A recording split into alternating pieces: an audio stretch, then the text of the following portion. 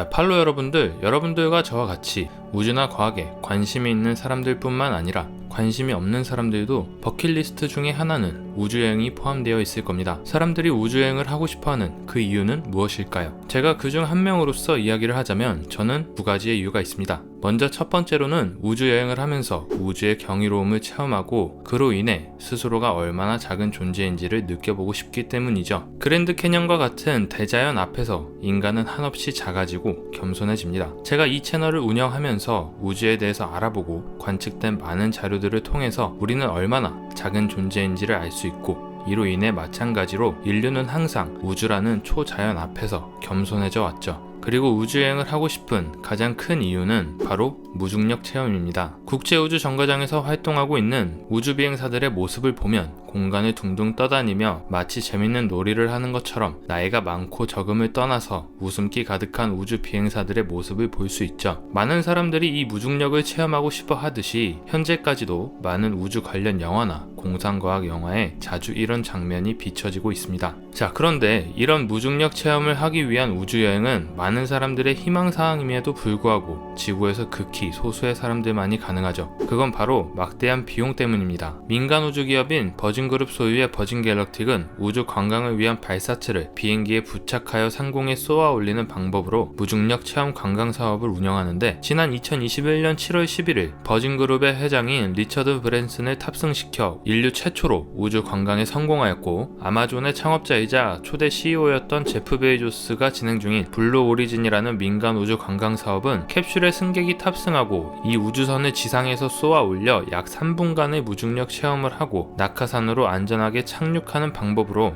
우주 관광 사업을 진행하는데 이 제프 베이조스가 운영하는 블루 오리진의 우주 관광을 위한 티켓은 480만 달러, 즉 53억 6천만 원에서 경매가 시작된 후 2,800만 달러로 경매가 마감됐는데요. 이는 약 한화로 320억 원에 달하는 엄청난 금액이죠. 그리고 버진갤럭틱은 우주여행 티켓 가격을 한화로 약 5억 4천만 원으로 하여 약 1000여 명의 인원을 예약받았죠. 이런 어마어마한 금액을 제시하면서까지 우주 관광을 할 수 있는 일반인이 과연 얼마나 될까요? 하지만 그럼에도 불구하고 이런 비싼 티켓 값도 결국 팔리는 걸 보면 그만큼 우주 비행은 많은 사람들이 원하고 있다는 것이고 이를 경험하고 싶은 이유들도 앞서 제가 설명한 우주 비행을 하고 싶은 이유들과 별반 다르지는 않을 것 같습니다. 자, 근데 이 동심의 세계로 돌아간 듯한 중력이 존재하지 않는 이 무중력은 정말 즐거움만이 있을까요? 오늘은 바로 이 궁금증에 대해서 알아보죠. 무중력은 둥둥 떠다니는 즐거움만 있을까? 중력이 매우 약한 바숨이라는 행성을 배경으로 하는 SF 영화 존 카터 바숨 전쟁의 서막은 지구인이 중력이 낮은 행성으로 차원 이동을 하면 벌어지는 일을 다루며 여기서 주인공은 마치 슈퍼맨이 된 듯 약한 중력으로 인해서 100m 이상을 뛰어오르고 엄청난 크기의 바위를 휘둘러 큰 괴물을 무찌르기도 합니다. 마찬가지로 DC 코믹스의 대표작 슈퍼맨 또한 엄청난 힘을 가진 비결이 슈퍼맨의 고향인 크립톤 행성이 지구보다 중력이 36배나 더 강력하기 때문에 지구에 온 슈퍼맨이 강한 힘과 높은 도약 등의 능력을 가졌다고 설정한 배경이죠. 이런 영화와 같이 초인적인 힘을 얻는 것처럼 중력은 약할수록 좋은 점만 있을까요? 하지만 이런 좋을 것만 같은 상상은 실제로 좋은 점보다는 안 좋은 점이 더 많습니다. 아니,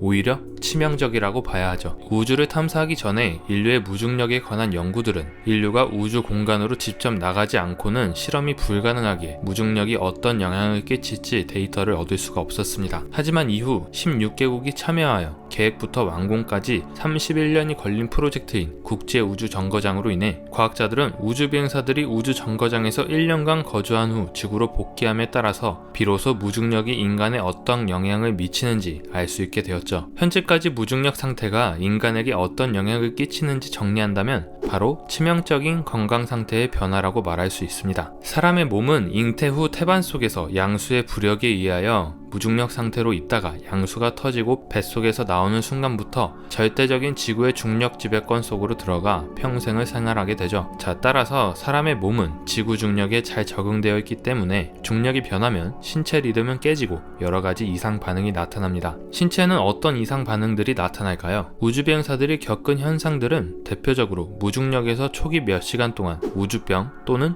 우주 적응 증후군이라고 불리는 우주멀미를 경험하죠. 차멀미나 뱃멀미와 비슷한 증상인 이 우주멀미는 도대체 왜 생기는 것일까요? 최근 네덜란드 연구진이 내놓은 연구 결과에 따르면 우주멀미는 무중력 상태보다는 우리 몸의 균형기관이 중력의 변화에 제대로 적응하지 못하기 때문에 발생하는 것으로 밝혀졌습니다. 여기서 흥미로운 점은 무중력 상태 그 자체가 아니라 중력 변화에 오래 노출되는 사람도 우주멀미를 한다는 것이죠. 과학자들의 실험 결과에 따르면 무중력 상태가 아닌 원심 물리기에서 중력의 3배 정도의 가속도인 3G에 1시간 이상 노출될 때 피실험자들이 우주멀미와 같은 증상을 보이는 것으로 확인되었고, 심지어 무중력으로 인한 우주멀미를 경험한 우주비행사들도 지상에서 원심 물리기에 의해 강한 중력에 오래 노출된 후에는 우주멀미와 같은 증상을 보이는 것으로 나타났죠. 자, 따라서 이 우주멀미의 원인이 무중력 상태 자체가 아니라 그보다는 중력의 변화에 적응하는 과정에 있음을 의미하는 것으로 인체의 균형 기관들이 우주멀미에 밀접하게 관련돼 있는 것으로 나타난 것이죠. 이런 증상들로 인해서 우주에서 5달을 보내고 지구로 귀환한 캐나다의 한 우주비행사는 몸이 중력에 적응하고 회복하기까지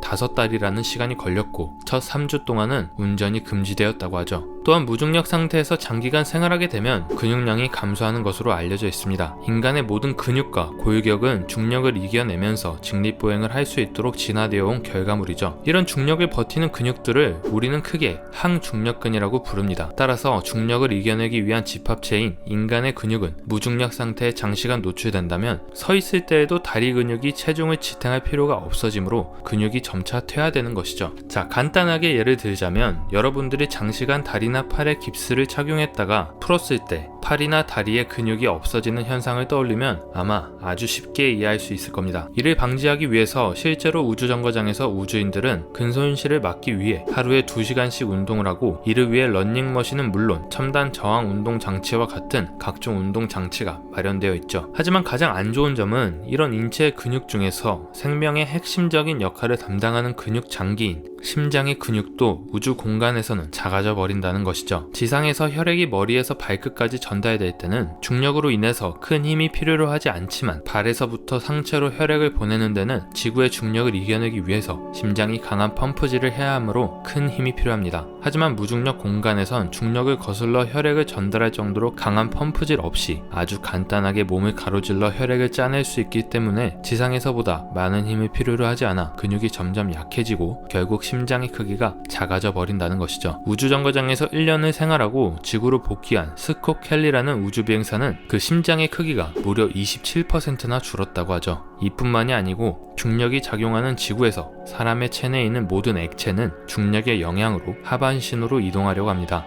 그리고 이에 대응하여 상반신에도 혈액과 같은 액체를 보내 몸 전체에 골고루 퍼지게 하기 위해서 인체의 신체는 머리 쪽 상반신으로 혈액을 보내려는 힘을 지니고 있습니다. 이는 대표적으로 심장의 펌프질, 그리고 얇은 혈관으로 중력을 거스르며 올라가는 삼투압 현상, 그리고 중력으로 인한 혈액의 역류를 방지하기 위한 혈관의 판막이 대표적인 예이죠. 따라서 지상에서 물구나무를 선다면 상반신으로 혈액을 보내려는 힘과 중력이 같은 방향으로 가해지므로 얼굴에 혈액이 쏠려 얼굴이 팽창하는 것을 알 수 있습니다.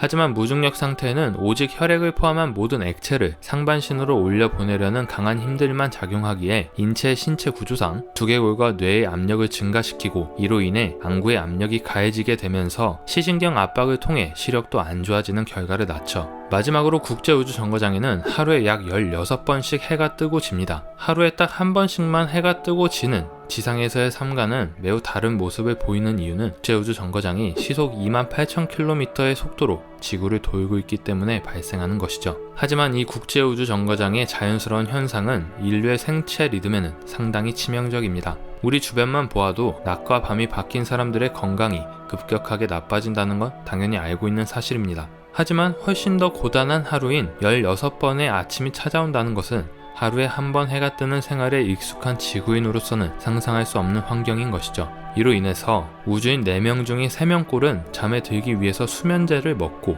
근무 중에는 대부분 카페인에 의존하여 이를 버텨나간다고 합니다. 자, 오늘 영상 재밌게 보셨나요? 오늘은 무중력이 인간의 신체에 어떤 영향을 미치는지 그 결과에 대해서 알아봤습니다. 오늘의 영상은 정창욱 교수의 만일 물리학으로 세상을 볼 수 있다면 도서 내용의 일부를 참고하여 제작하게 되었습니다. 이 책은 우리가 사는 삶, 물질, 그리고 우주에 관한 재밌는 내용들이 참 많은데요. 이 책의 이야기는 과학 법칙이나 이론을 정확히 몰라도 여러분들이 쉽게 이해할 수 있게끔 쉽고 가볍게 소개되고 있어 과학을 잘 모르는 사람들도 거부감이 없을 거예요. 목차 중 제3부는 우주와 물리에 대해서 설명하며 화성 이주와 같은 행성 테라포밍, 우주 생활로 인한 신체 리듬의 변화, 그리고 달 착륙 음모론 등 많은 흥미로운 주제의 내용을 다루고 있습니다. 자, 이렇게 해서 오늘의 도서 만일 물리학으로 세상을 바라볼 수 있다면을 추천하면서 오늘 영상을 마무리하겠습니다. 다음에도 더 유익하고 좋은 내용으로 돌아오겠습니다.